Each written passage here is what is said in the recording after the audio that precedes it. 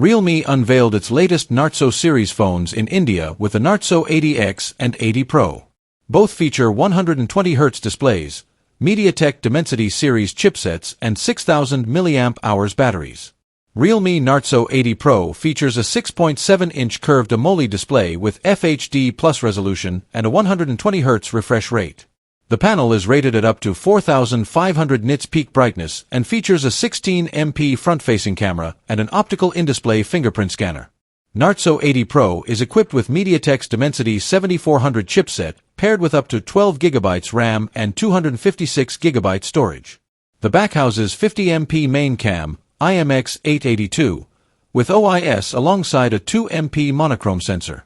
The phone boots Realme UI 6.0 based on Android 15 and packs a 6000 mAh battery with 80W wired fast charging. It is also IP66/IP68/IP69 rated against water and dust. Realme Narzo 80 Pro is available in speed silver and racing green colors with a starting price of 19,999 Indian rupees, $230, for the 8/128GB trim.